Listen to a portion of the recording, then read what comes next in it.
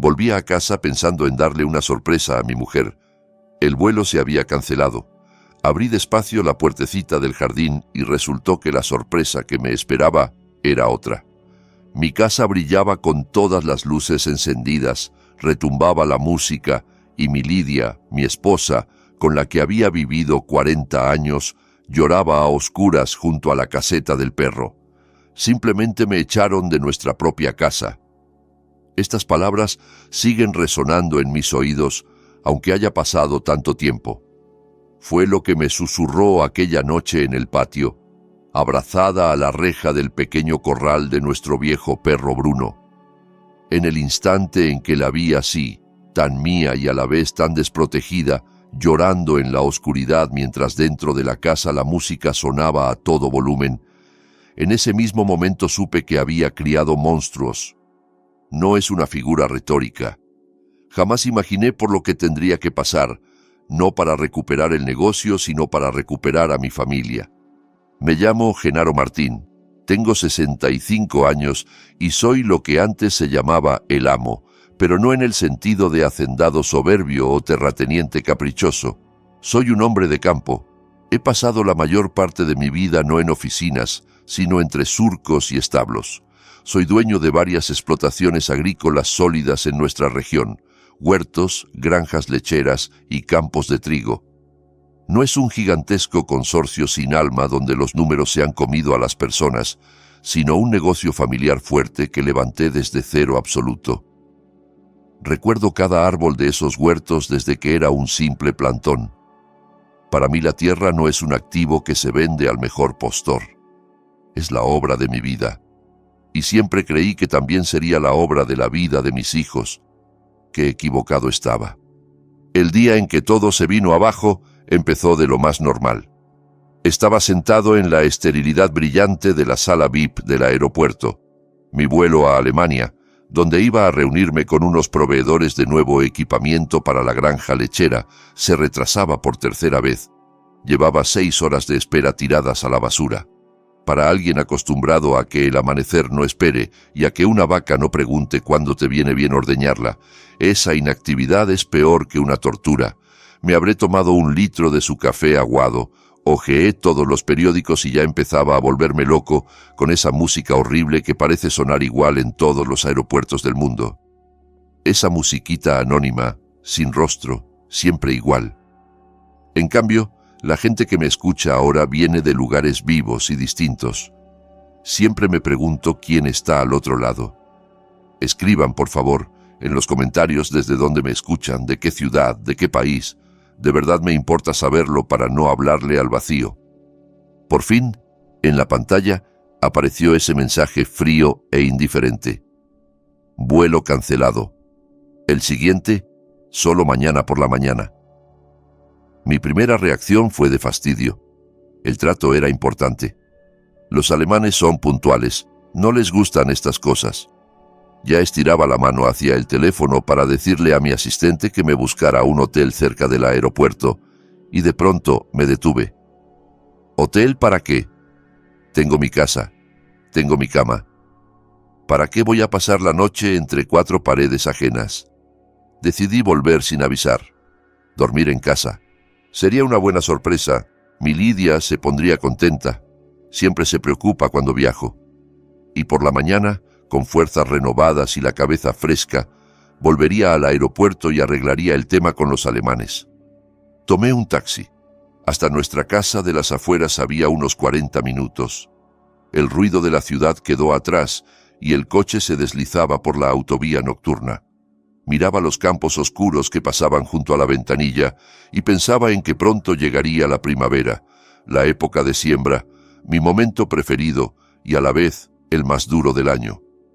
Me sumergí tanto en esos pensamientos que casi ni noté cuando llegamos a nuestro portón de hierro forjado. Pagué al taxista. Me quedé esperando a que las luces rojas del coche desaparecieran en la curva. La noche estaba tranquila y fresca. Saqué mi llave y, con cuidado de no hacer ruido, abrí la pesada puertecita lateral. No quería despertar a Lidia. Pensaba entrar como un ladrón, como en nuestros años jóvenes, pero me quedé clavado a medio camino. La casa estaba encendida de arriba a abajo. De las ventanas abiertas de la terraza salía una música estridente, ajena, desagradable. Pero no fue eso lo que me detuvo. En el rincón más alejado del patio, donde está el pequeño corral de Bruno, nuestro viejo mastín, en el haz de luz de la farola vi una figura conocida, mi Lidia. Estaba apoyada de espaldas contra la malla del cercado. Bruno, un perro normalmente desconfiado y fiero, al que todos en los alrededores respetan, gemía quedito y le empujaba la mano con su enorme cabeza canosa. Y ella lloraba. He visto a Lidia de muchas maneras, cansada, preocupada, alguna vez furiosa, aunque rara vez. Pero nunca la había visto así. No sollozaba a gritos, no hacía escenas histéricas. Era un llanto casi sin sonido, el llanto de quien ya no tiene fuerzas ni para las lágrimas. Se quedaba ahí, con la cabeza baja, y las lágrimas le caían en silencio por las mejillas. El corazón se me fue al estómago. Lo primero que pensé fue en los hijos.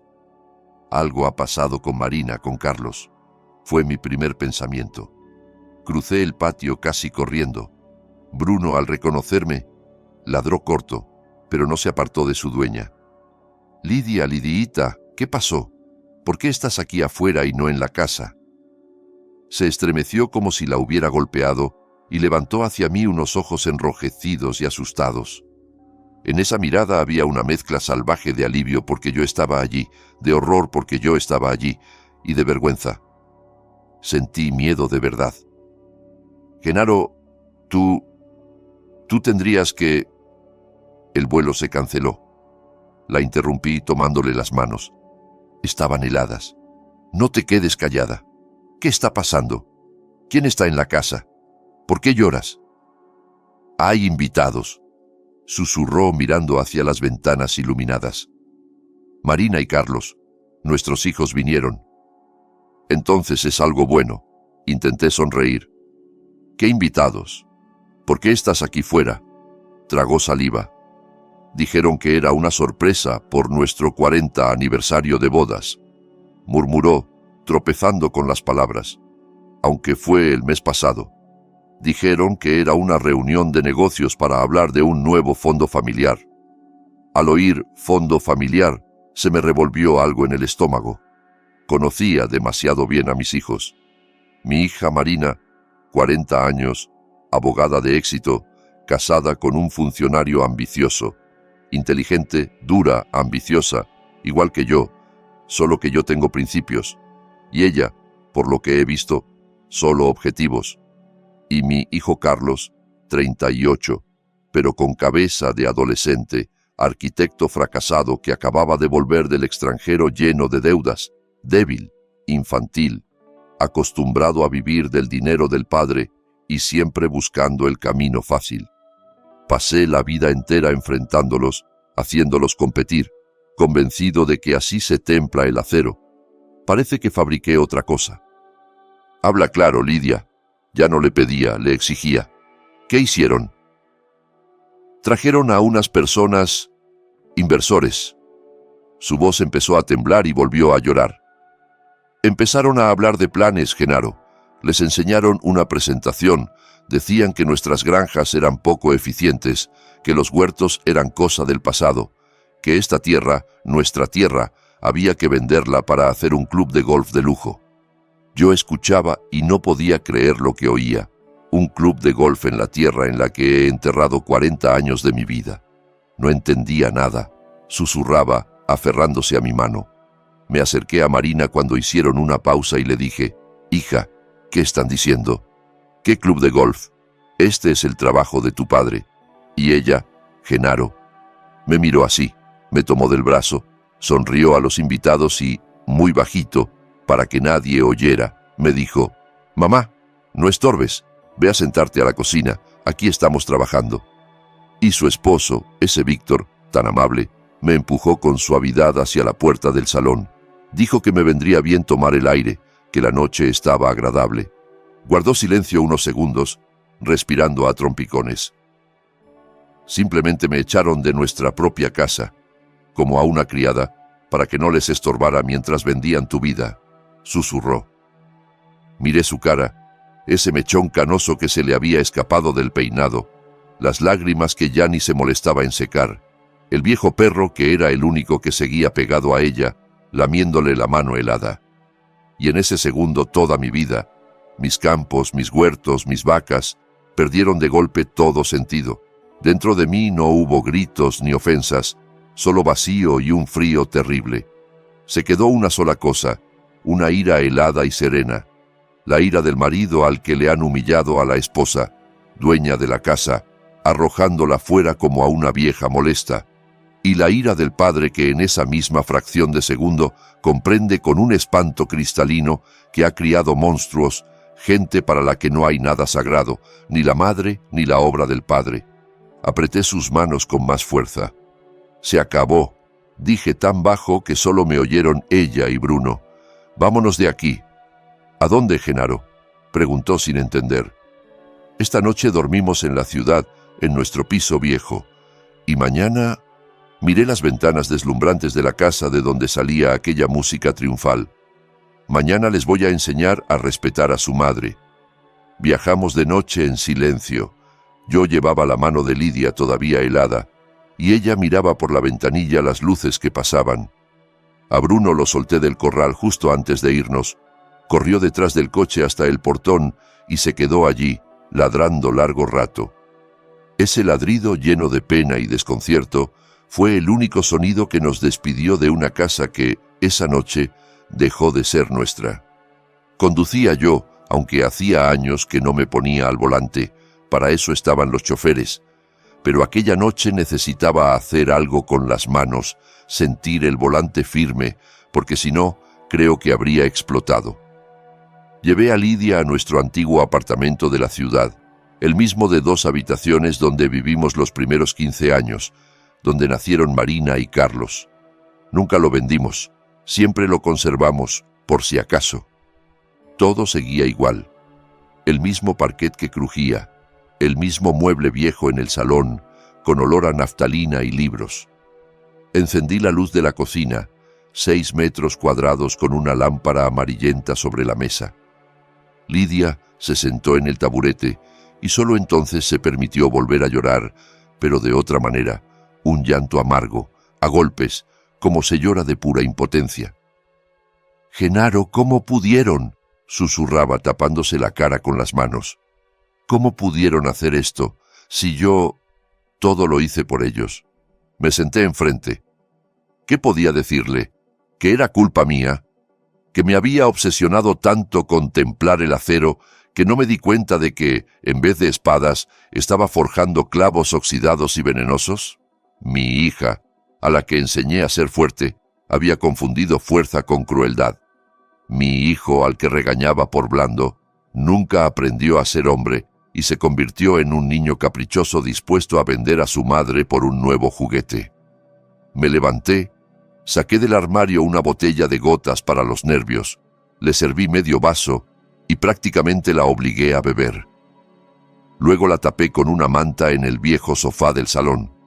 Se quedó dormida casi al instante, agotada, estremeciéndose incluso en sueños. Yo no me acosté. Volví a la cocina, abrí el congelador y saqué una botella de vodka que llevaba años allí, intacta. Me serví un vaso y me lo bebí de un trago. El fuego me quemó la garganta, pero la cabeza siguió fría como el hielo.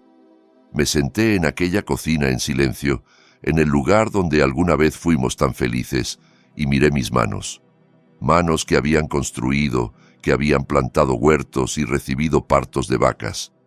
Esas manos ahora iban a destruir. No a destruir, a limpiar. Esa noche no tramé una venganza. La venganza es una emoción caliente, ciega. Dentro de mí ya no quedaba calor. Lo que hice fue trazar un plan, como un cirujano. Sí, iba a doler, habría que cortar en carne viva, pero si no se extirpa el tumor, lo devora todo. Ellos humillaron a su madre, pisotearon la obra de mi vida. No porque fueran villanos de novela, sino porque eran débiles, consentidos, infantiles, incapaces de valorar nada, ni el dinero, ni el trabajo, ni el amor. Si solo los desheredaba, si los alejaba simplemente del dinero, no entenderían nada. Se limitarían a odiarme, a pensar que el viejo se volvió loco y les robó lo que les pertenecía por derecho. El remedio tenía que ser amargo. Querían mi negocio, se lo iban a llevar, pero tal y como se lo merecían. Al amanecer tenía todo decidido. No pegué ojo. Cuando Lidia se despertó, yo ya estaba afeitado y vestido con una camisa limpia que encontré en el armario. Me miró con miedo. «Tienes una cara horrible, Genaro». «Voy a la oficina», dije tranquilo. «No vamos a volver a la casa de momento. Quédate aquí y no llames a los niños, bajo ningún concepto, ya te llamarán ellos». Asintió. Confiaba en mí. Pasé todo ese día con abogados. No con el despacho de Marina, por supuesto, sino con un viejo amigo de la facultad, Julián Morales, que siempre me había llevado los asuntos más delicados. Preparábamos papeles. No fue fácil, pero siempre había tenido un aeródromo de reserva. Nunca puse todos los huevos en la misma cesta, y mis hijos, por suerte, no conocían todos mis activos. Ellos solo veían la punta del iceberg, las granjas, los huertos. La base del iceberg estaba bien escondida. Los niños llamaron hacia el mediodía. Primero Carlos, como siempre, con la voz de quien teme molestar. «Papá, ¿dónde estás? Te habíamos preparado una sorpresa. La muchacha del servicio dijo que tú y mamá se fueron». «Estoy en la ciudad», respondí con voz plana. «Ocupado». «¿Vas a volver? Tenemos aquí a los inversores». «A los inversores les das las gracias y los mandas a su casa». Lo corté. «Todos los temas de inversiones quedan cerrados. Mañana a las 10 en punto los quiero a ti y a tu hermana en la oficina central. Tendremos un consejo familiar». «Papá, ¿pasó algo? ¿Estás enfadado?» En su voz sonaron las notas conocidas de escolar asustado. «Mañana lo sabrás, Carlos. A las 10 en punto, sin retrasos». Colgué. 5 minutos después llamó Marina. Su tono era otro, firme, profesional, con un ligero matiz de irritación. «Buenos días, papá. Carlos dice que cancelaste la reunión. ¿Qué urgencia hay?» Tenía unas negociaciones muy serias. La gente voló hasta aquí. «Tus negociaciones terminaron ayer», la interrumpí. «Mañana a las 10. Y dile a tu querido marido Víctor que vaya poniendo en orden su carrera». Al jefe de su departamento, me imagino, le encantará leer los documentos sobre ciertas maniobras con terrenos para clubes de golf. Al otro lado del teléfono hubo un silencio denso. Marina era lista. Entendió que yo sabía, pero no imaginaba el tamaño del problema. «Estaré allí», dijo seca, y colgó. Al día siguiente, a las 10 en punto, estaban sentados en mi despacho, el mismo despacho al que de niños corrían a pedir caramelos con la gran mesa de roble que mandé hacer hace 30 años. Marina se sentaba derecha, peinado perfecto, traje caro, rostro de piedra. A su lado, su marido Víctor, pálido, con la mirada perdida. Ya intuía que se le venía la tormenta encima. Carlos, enfrente, se removía en la silla, con cara de trasnoche de mala fiesta. Entré en el despacho y no me senté en la cabecera de la mesa como solía. Me quedé de pie junto a la ventana mirándolos. «Los he reunido, hijos», empecé, forzando una voz cansada de viejo. «Porque ayer, mientras esperaba ese vuelo a Alemania, tuve tiempo para pensar. Estoy viejo, 65 años. He tirado del carro como un buey toda la vida. ¿Por quién? Por ustedes». Vi cómo se tensaban, esperando el estallido de reproches, pero seguí, tranquilo. La sorpresita de ayer me abrió los ojos. Ya son adultos, quieren manejar las cosas, lo ven todo distinto. Eficiencia, inversores, clubes de golf. Pues bien, hice una pausa. Quizá ha llegado su hora. Me acerqué a la mesa y puse delante de ellos una carpeta gruesa con documentos, los que mis abogados habían preparado en la noche. He decidido retirarme de los negocios. Estoy cansado. Les traspaso todos los activos de la compañía a nuestras tierras para que la administren en conjunto, a partes iguales, 50 y 50. Marina, tú como abogada te encargarás de los papeles. Carlos, tú te ocuparás de algo, de arquitectura, de proyectar nuevos establos, lo que haga falta. Miré sus caras. Había que verlas. El marido de Marina dejó casi de respirar. Carlos parpadeaba, incapaz de creer en tanta suerte. Y Marina, ¡ah, mi hija! Por un segundo perdió la máscara. En sus ojos vi arder un fuego. No era alegría, era codicia pura, afilada, hambrienta. Ya estaba calculando cómo apartar pronto a su hermano inútil del comedero. ¿Hablas en serio, papá?, tartamudeó Carlos. ¿Así, sin más? ¿Todo? Todo, hijo, quiero descansar. Viviré con tu madre, tal vez hagamos algún viaje, que la pobre lleva años sin ver el mar de verdad. Eso es todo. A partir de hoy, ustedes son los dueños. Marina fue la primera en recomponerse. Le lanzó al hermano una mirada rápida de desprecio, de dueña que mira a un agregado incómodo. «Es una decisión muy sabia, padre», dijo con tono uniforme, alargando la mano hacia los documentos. «No te vamos a fallar. Yo me encargaré de que todo se haga dentro de la ley. Les di un campo de batalla, y no tardaron en usarlo. Les puse un arma cargada en las manos y los coloqué espalda contra espalda. Sabía que no iban a apuntar hacia afuera. Se dispararían el uno al otro, y no me equivoqué. La guerra que planifiqué con tanta frialdad empezó enseguida. Mi viejo jefe de seguridad, don Miguel, un hombre que había pasado conmigo por fuego y agua y que me lo debía todo, me informó esa misma tarde. La primera pelea comenzó en el parking de la oficina. Apenas habían cerrado las puertas de sus coches caros. Marina, sin perder tiempo, le soltó al hermano que, como abogada principal y única con experiencia real, asumía ella la dirección operativa. A él, como alma creativa, le asignaba un puesto honorífico en la explotación más alejada. Sus talentos de arquitecto servirían para diseñar nuevos cobertizos para el heno. Carlos, me contó Miguel, se puso morado y le siseó a su hermana que era una víbora ladrona, que siempre lo había odiado y que no le permitiría robar lo que le correspondía. Con eso terminó el primer asalto. Se fueron cada uno a su piso caro para reagruparse, y yo volví con Lidia. Nos quedamos en el viejo apartamento de la ciudad. Le dije que en la casa grande todavía me resultaba pesado estar, que allí, en silencio, necesitaba trabajar con los archivos. Lo entendió sin discutir. Se limitó a estar a mi lado, silenciosa como una sombra, con una pena clavada en los ojos. Dejé de aparecer por la oficina central. Desaparecí por completo del radar. Mis hijos, mareados con el súbito poder, no tenían tiempo para mí. Estaban ocupados despedazando la presa que les había arrojado. Mi verdadero cuartel general fue un pequeño despacho en la oficina de mi amigo Julián. Cada día sobre mi mesa aparecían informes. De don Miguel, sobre movimientos, reuniones y llamadas, y de la contadora, doña Verónica, mujer de la vieja escuela que no soportaba a Marina por soberbia, sobre el movimiento de cuentas. Veía todos sus pasos. Marina, como esperaba, actuó rápido y con las manos sucias, aunque envueltas en papel timbrado. Convocó de inmediato a un consejo de administración, compuesto por ella y por su hermano, y aprovechándose de la ignorancia legal de Carlos, aprobó un nuevo estatuto. Según ese estatuto, todas las decisiones clave y plenos poderes quedaban en sus manos como directora general, mientras que Carlos recibía funciones representativas, imagen de marca, diseñar etiquetas y cosas creativas. En la práctica lo volvió un payaso decorativo. Luego empezó la optimización.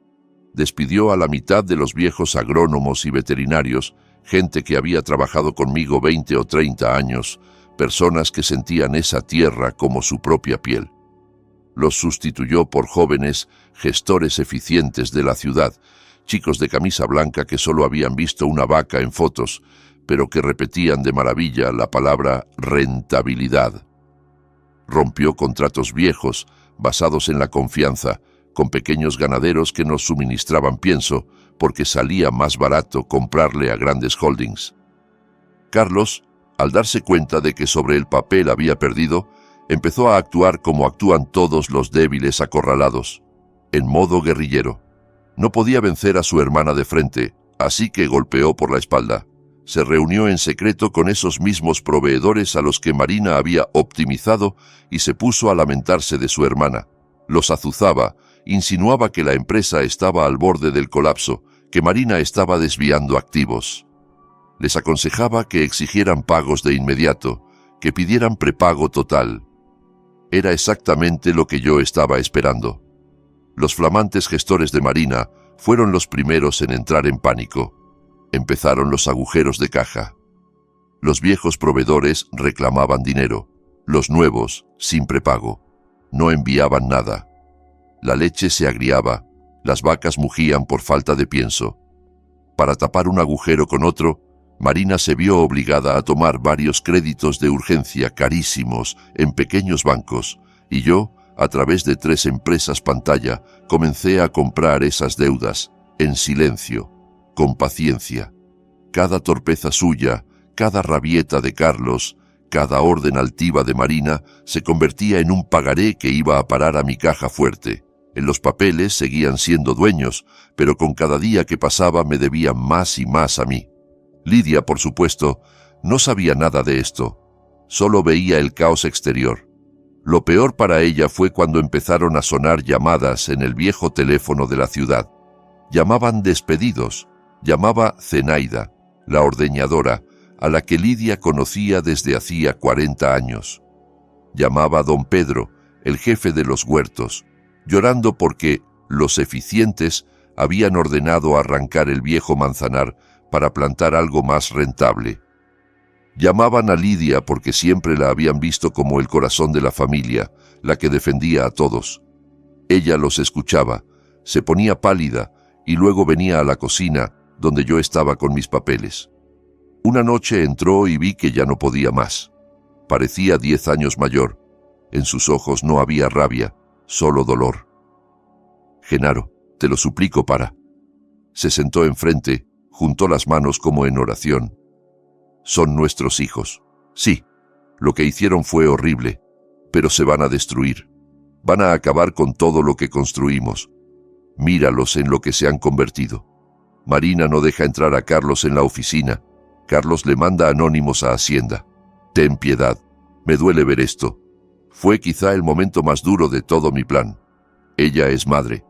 Estaba dispuesta a perdonarles todo, incluso aquella humillación junto al corral, con tal de que la familia, según su idea de familia, no se rompiera del todo.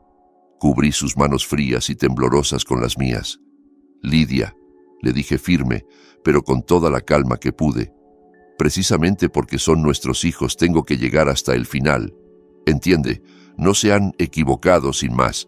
Están enfermos de soberbia, de codicia, de infantilismo. Te humillaron, despreciaron todo lo que construimos, toda nuestra vida. Si paro ahora, nunca entenderán nada. Pensarán que todo les salió gratis, que el mundo se dobla ante sus caprichos. La miré a los ojos. No me estoy vengando, Lidia, créeme. Estoy curando. Es cirugía. Sí, duele. Sí, hay que cortar. Pero si no lo hago, esta gangrena se comerá sus almas del todo. No voy a permitir que se conviertan para siempre en esas personas. Confía en mí un poco más. Me sostuvo la mirada mucho rato, con lágrimas deslizándose despacio por las mejillas. No se convirtió en mi enemiga, no me hizo una escena. Solo asintió con tristeza y salió de la cocina. No podía soportar el dolor, pero confió en mí.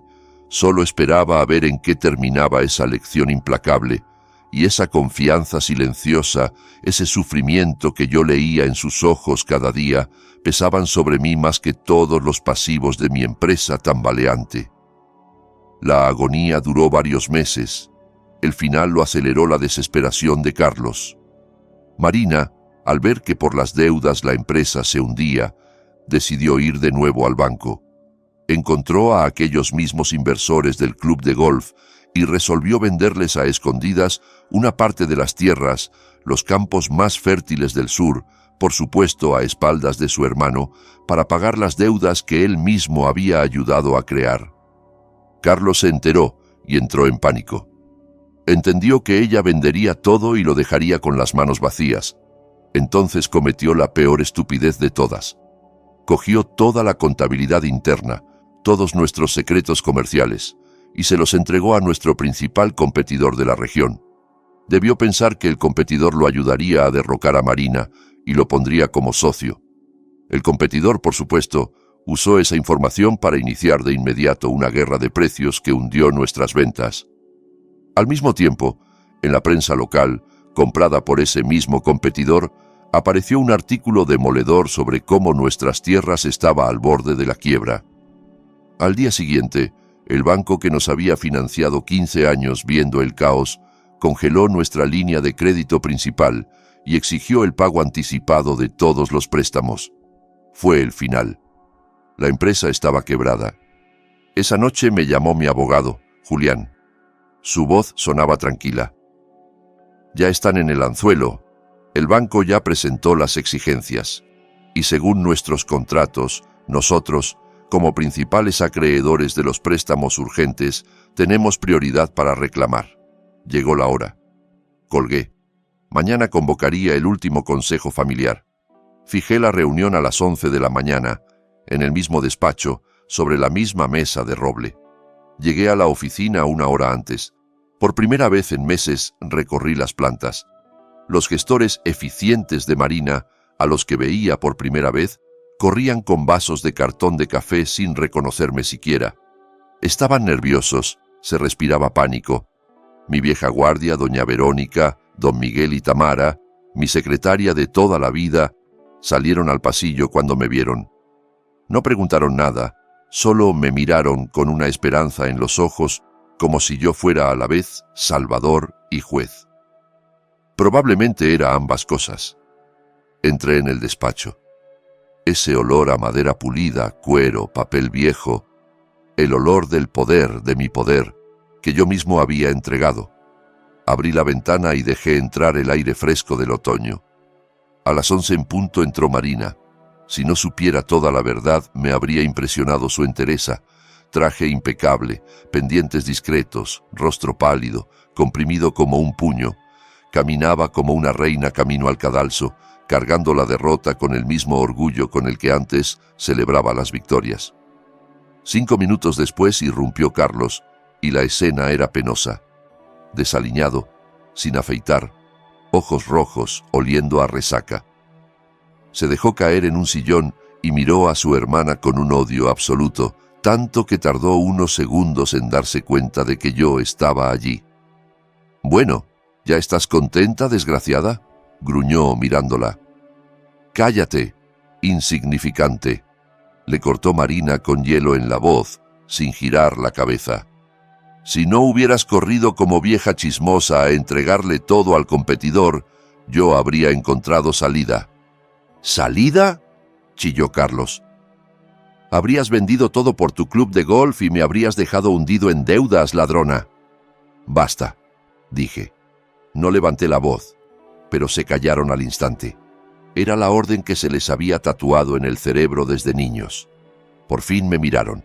Por primera vez en mucho tiempo parecían recordar quién era yo. No veían a un viejo cansado soñando con el retiro. Veían a ese Genaro Martín, al que siempre habían temido y al que, comprendí, nunca habían querido. «La empresa está en quiebra», anuncié desplegando los papeles. «Gracias a sus esfuerzos conjuntos. Tú, Marina, con tu optimización y tu codicia, espantaste a la gente y hundiste la firma en deudas impagables. Y tú, Carlos, con tu venganza infantil y tu traición, remataste todo entregando nuestros secretos al competidor». «Papá, la culpa es de ella», empezó de nuevo Carlos. «Padre, él ni siquiera entiende lo que ha hecho», replicó Marina. «Silencio, los dos», golpeé la mesa con la palma. «Los dos son culpables y los dos han perdido. El banco principal exige el pago inmediato de toda la línea de crédito. Los competidores tiraron abajo el mercado. Los proveedores reclaman lo suyo. En las cuentas no hay dinero. Es el final». Marina clavó las uñas en los apoyabrazos. Todavía intentaba calcular algo. «El banco», murmuró. «El banco no puede exigir todo de golpe. Hay procedimientos, reestructuraciones. No podemos nada, hija», la corté. «Porque el banco es solo la punta del iceberg. Esos créditos urgentes y carísimos que tomaste en bancos pequeños para tapar los primeros agujeros se hicieron con la tierra como garantía y su vencimiento fue ayer.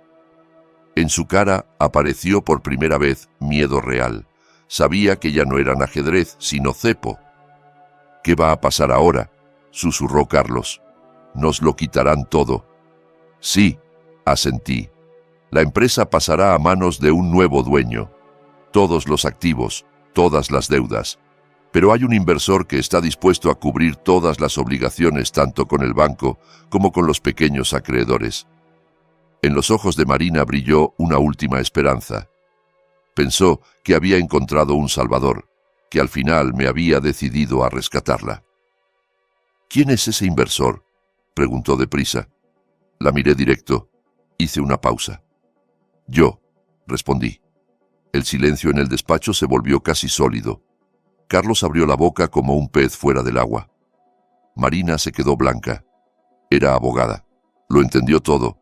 Entendió el esquema de principio a fin. «Desde el principio», susurró. «¿Lo habías planeado todo?» «No planifiqué tu estupidez ni tu avaricia», contesté sereno. «Solo las dejé actuar. Y sí, compré todas sus deudas cada una. Ahora soy el principal y único acreedor de mi propia empresa y tomo la decisión. Me levanté y me acerqué. A partir de hoy, los dos están despedidos sin indemnización». «No puedes», chilló Carlos poniéndose de pie. «Soy accionista, tengo el 50%. «Tienes el 50% de una quiebra, hijo», corté. «Tu parte no vale ni el papel en que está impresa. Y además tienes deudas personales, que por cierto, también he comprado. Así que siéntate y escucha». Carlos cayó de nuevo en la silla. Marina no se movía, mirando fijo a un punto. Había perdido en toda la línea. «Querían mi negocio», seguí rodeando la mesa. «No lo tendrán, y de mí tampoco recibirán dinero. Ni $1. Ni tú, Marina, para tus trajes. Ni tú, Carlos, para tus proyectos en el extranjero. Son adultos. Tú tienes 40, tú 38. Vayan a vivir, a ganarse la vida. Alquilen un piso, busquen trabajo. Veremos si son capaces de mantenerse a flote sin odiarse hasta el final. Si lo logran, si demuestran que no son apéndices de mi dinero, sino personas hechas y derechas, quizá algún día me apetezca volver a hablar con ustedes. Por ahora, fuera de mi oficina». Los vi levantarse. Marina fue la primera. No lloró ni gritó. Me miró con un odio tan frío y concentrado que me dio escalofríos. Si la mirada matara, habría caído muerto allí mismo. Se dio la vuelta y salió sin decir palabra. Carlos fue distinto. Lloraba abiertamente, como un niño al que le quitan el juguete. «Papá, ¿cómo puedes? Papá, soy tu hijo. ¿A dónde voy a ir? Papá, no lo hagas». «Fuera», dije, señalando la puerta. Retrocedió, sollozando, y salió. Me quedé solo en el despacho. Me acerqué a la ventana y vi cómo salían al parking.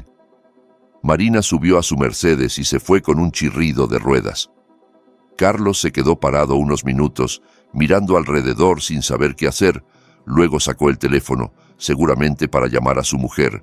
Yo los miraba desde arriba, y ahora díganme con sinceridad, ¿qué habrían hecho en mi lugar?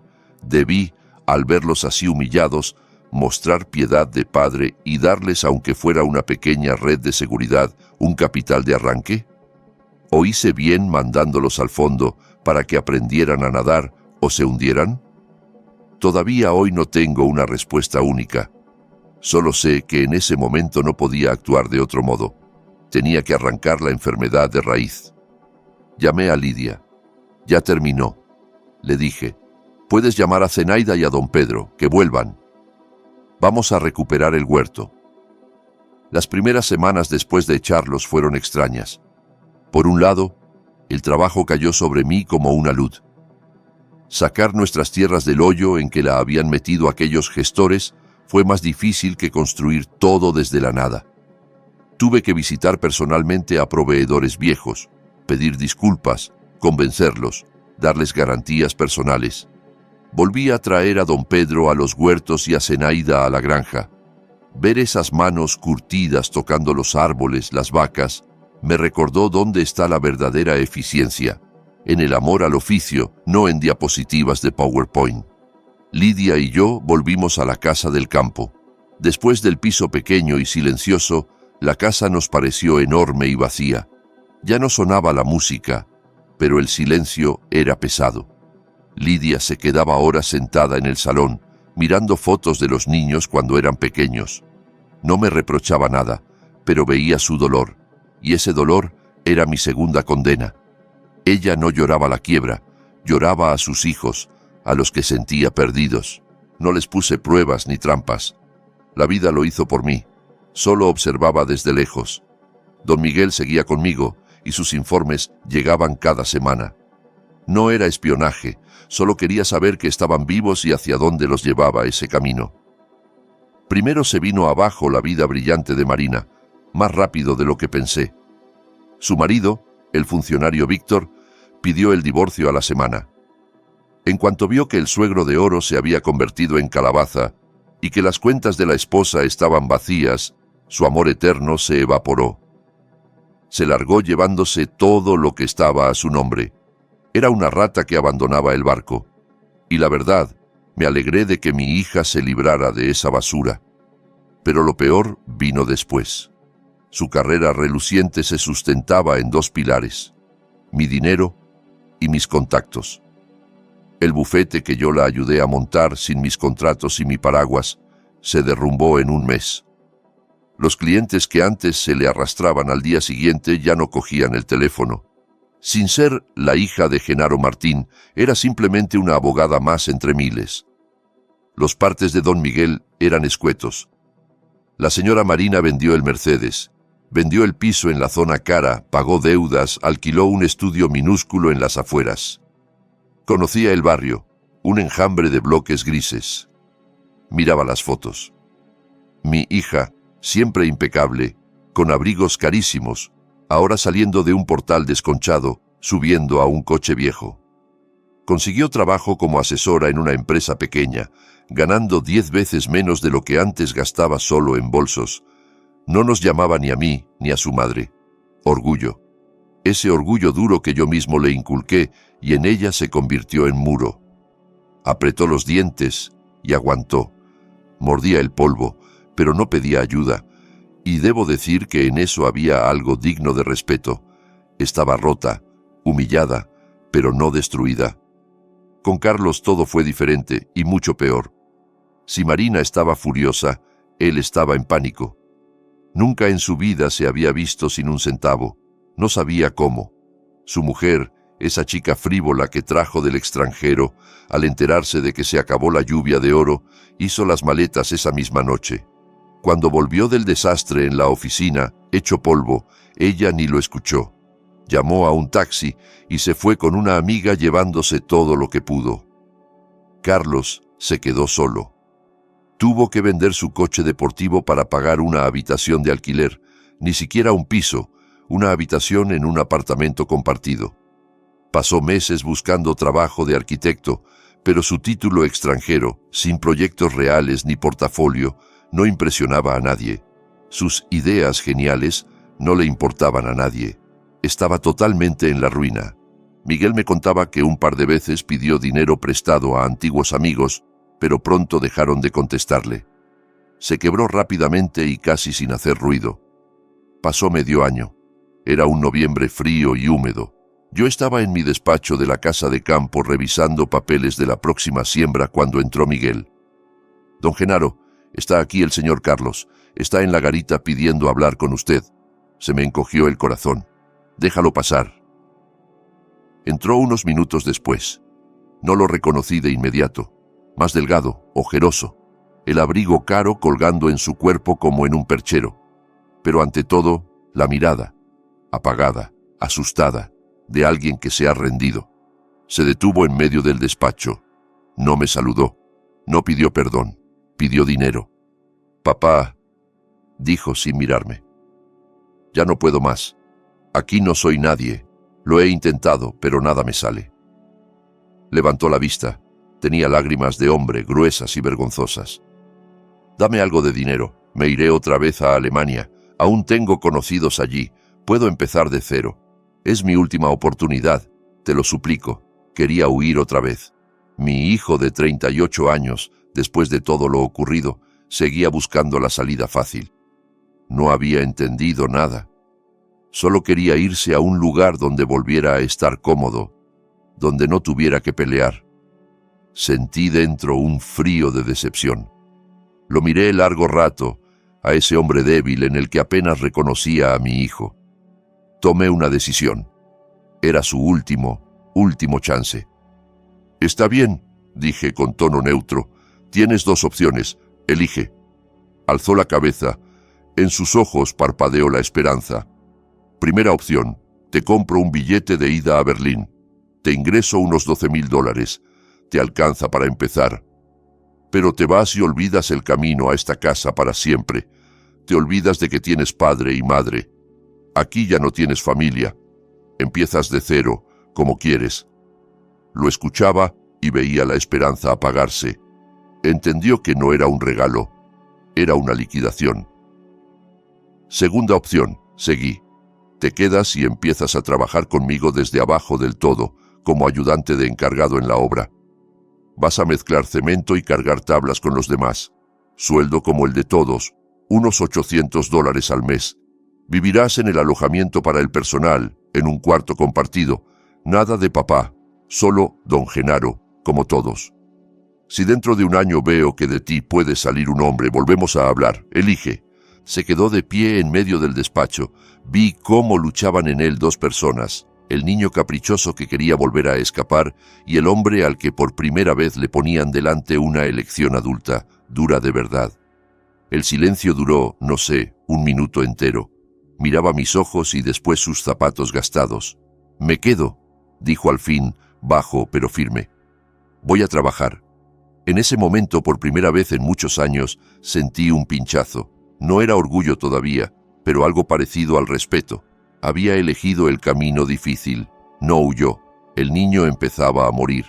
Carlos empezó a trabajar al día siguiente. Yo no fui a verlo.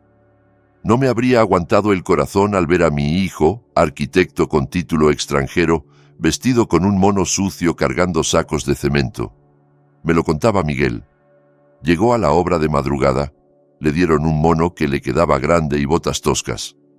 El capataz, un tipo duro al que, por supuesto, había advertido, miró sus manos blancas y se rió por lo bajo.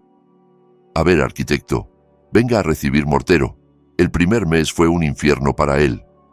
Lo sé, aunque nunca se quejó. Los obreros no lo aceptaban.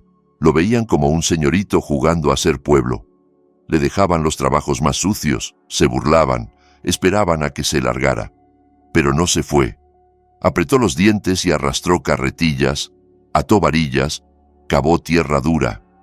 Por las noches volvía al dormitorio del personal, una habitación para 4 donde olía a sudor, comida barata y tabaco. Caía muerto en la cama. Lidia se enteró, no por mí, claro, sino porque en el campo todo se sabe. Entró hecha una furia a mi despacho. «¡Estás loco, Genaro!», gritaba llorando. «Lo vas a matar. Es muy delicado. Nunca ha tenido una pala en la mano. Lo vas a destruir».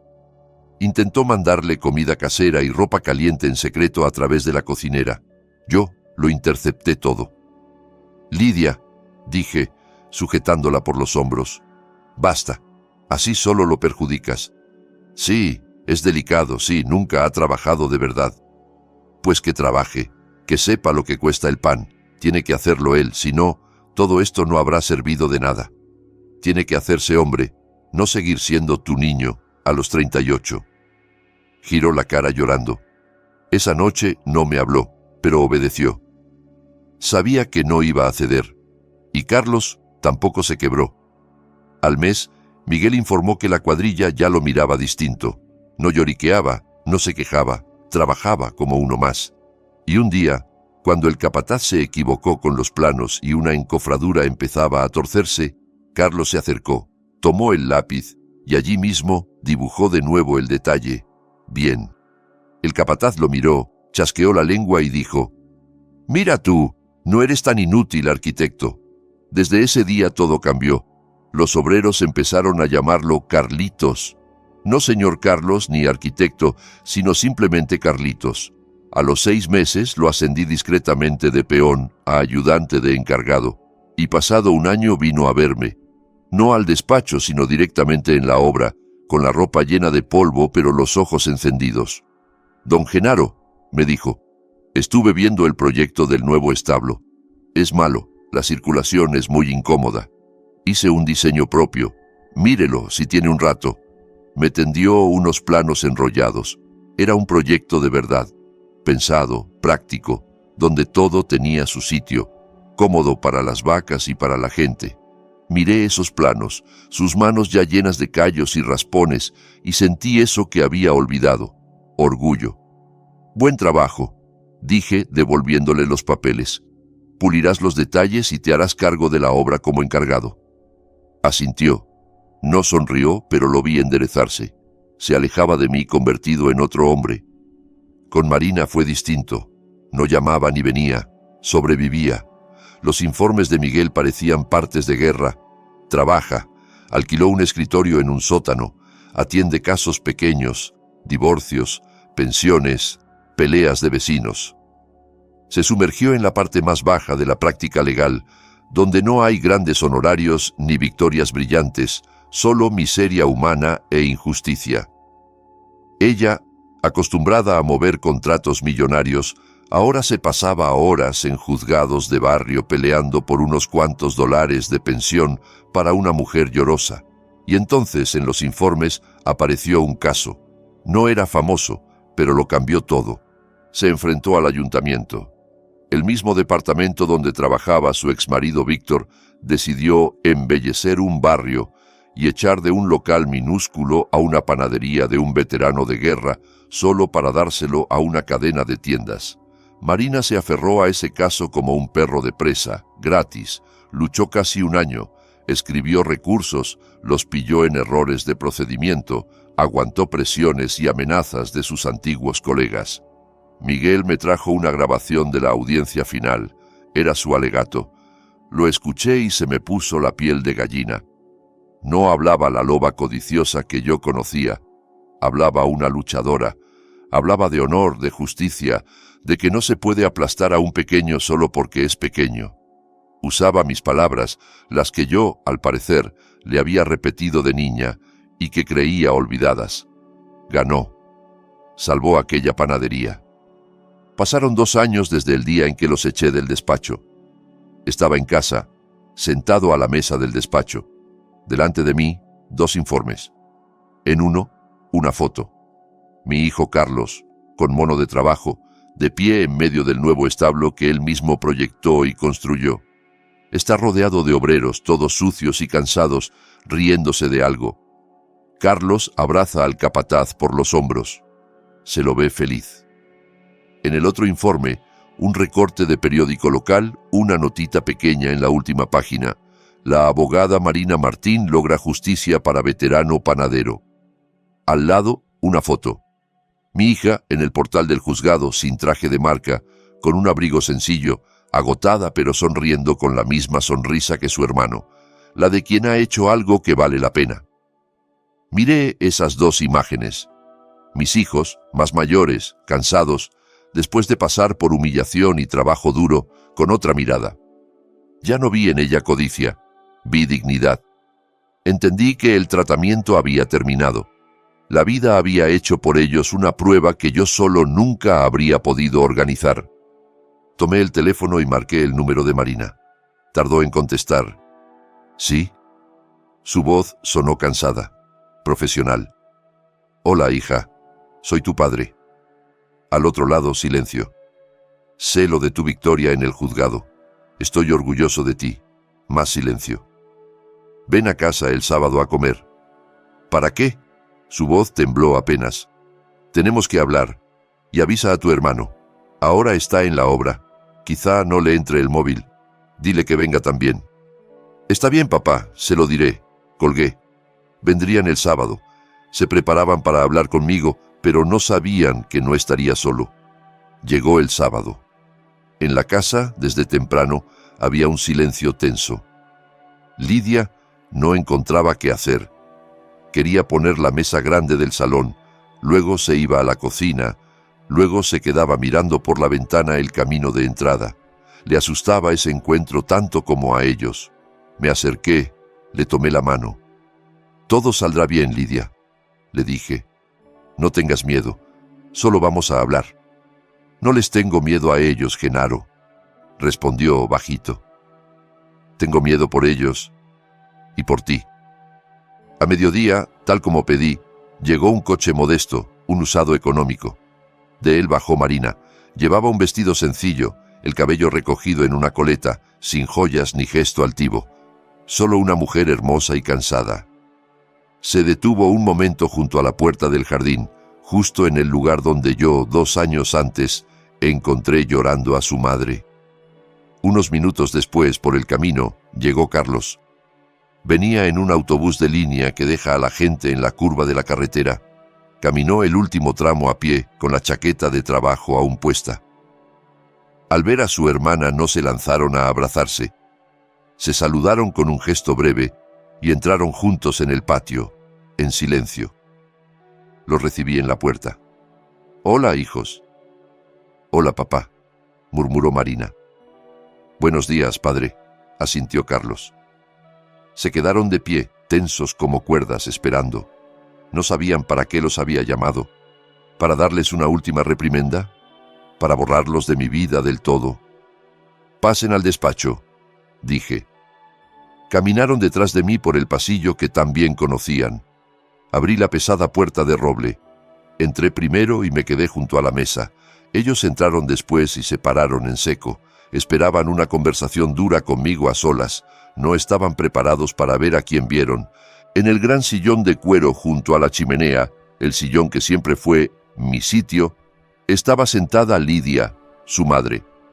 No llevaba ningún vestido especial, solo su ropa de casa, pero estaba erguida, con las manos apoyadas en los brazos del sillón. Estaba en mi lugar y los miraba tranquila, sin miedo y sin reproches. Marina se puso pálida. Carlos dio un paso atrás, como si quisiera huir. Entendieron que la conversación principal no sería conmigo. Los he estado observando estos 2 años. Rompí el silencio. Sé dónde han trabajado y cómo. Miré primero a Carlos. Has levantado un establo excelente, hijo. Los obreros te respetan. Luego a Marina. Y tú, hija, defendiste una panadería de las garras de los buitres. He leído tu alegato. Buena pieza, muy justa. Seguían callados. Han aprendido a trabajar, a aguantar golpes. Han aprendido a defender no solo lo suyo, sino también a otros. Por eso quiero darles una oportunidad. Quiero devolverlos al negocio. Vi las pestañas de Marina temblar apenas. Carlos tragó saliva.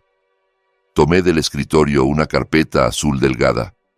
Este es el estatuto de una pequeña granja en Zareche, aquella que íbamos a cerrar. Está en ruinas, con deudas, pero la tierra es buena y la gente también. Puede levantarse. Quiero dársela a ustedes 2 juntos. Puse la carpeta sobre la mesa, la miraban como a un salvavidas. Pero hay una condición, añadí, y es la principal. Hice una pausa para que pesaran mis palabras. Hace 2 años, casi en este mismo lugar, en esta casa, humillaron a su madre. Tú, miré a Marina, la echaste de su propia mesa porque, cito, no entiende de negocios. Y tú, miré a Carlos, te quedaste callado, dejaste que pasara. Los 2 decidieron que ella era un 0 a la izquierda, un estorbo en sus grandes planes. Sus caras en ese instante eran la pura vergüenza, paralizante. Carlos bajó la cabeza. Marina clavó la vista en la pared. Han saldado su deuda conmigo, seguí. Me han demostrado que valen algo sin mi dinero. Han crecido. Ahora les toca la deuda con ella. Levanten la cabeza y mírenla a los ojos. Tomé la carpeta, me acerqué al sillón y la puse sobre el regazo de Lidia. Se hizo un silencio tan profundo que se oía el tic-tac del reloj sobre la chimenea. La propietaria de esta granja, dije apoyando la mano en el hombro de mi mujer, es ella, Lidia Martínez. Tiene el 100% de las acciones. Solo ella decidirá si ustedes son dignos de ese trabajo, si merecen llamarse sus hijos y si van a tener algún empleo aquí. Me aparté hacia la ventana, dejándolos cara a cara. Marina levantó los ojos hacia su madre. Carlos estaba como clavado al suelo. Parece que se les olvidó cómo respirar. Toda su futura vida, su perdón, su oportunidad, estaba en las manos de esa mujer callada a la que tanto habían herido. «Lidia», le dije, «aquí tienes a tus nuevos empleados. ¿Cuál es tu decisión?» Los miró largo rato, 10 segundos que se hicieron eternos. En su mirada no había rastro de revancha ni deseo de castigar. Había una tristeza profunda, sufrida, de madre. Veía a sus hijos envejecidos, machacados por la vida. Carlos fue el primero en no aguantar más. Dio un paso adelante. «Mamá», susurró, «perdóname». Cayó de rodillas delante del sillón y apoyó la frente en sus rodillas, igual que hacía de niño cuando rompía un jarrón. Marina seguía de pie, más blanca que la pared. No lloraba. Miraba a su madre y el rostro le delataba la tormenta interna. Lidia levantó despacio la mano y la posó sobre la cabeza de Carlos. Lo acarició. Luego levantó la mirada hacia mí. Ya no vi en sus ojos aquel dolor insondable de antes. Vi fuerza y amor. Asintió con calma. «Saldrán adelante, Genaro», dijo en voz baja. Y supe que así sería, porque ahora ya no iban a construir un imperio frío y sin alma. Iban a levantar su propia casa desde los cimientos. He vivido una vida larga y he comprendido algo sencillo pero enorme. La familia no es solo sangre, es trabajo. El trabajo diario, duro, de perdonar, entender y aceptar. ¿Y ustedes qué piensan? ¿Se puede perdonar una traición como la que cometieron mis hijos? ¿O hay cosas que no deben perdonarse ni siquiera a los más cercanos? Escriban, por favor, en los comentarios qué opinan y qué han vivido ustedes. Me importa mucho conocer su experiencia.